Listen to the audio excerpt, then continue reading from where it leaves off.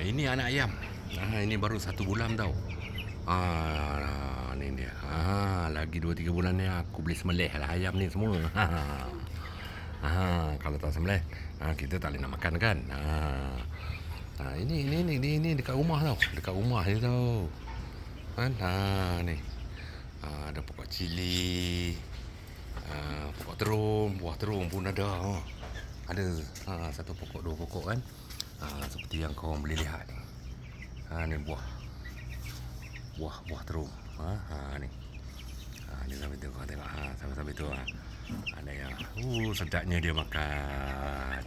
Kan? Cantik. Ini saya sayur lah ni. Cuma depan rumah je ni. Pasal tu lah kan. Pasal tu lah orang Nepal ni power tau. Tak kira lah lelaki ke wanita ke kan. Tengok makanan dia orang sihat tau kan. Makanan yang sihat kan.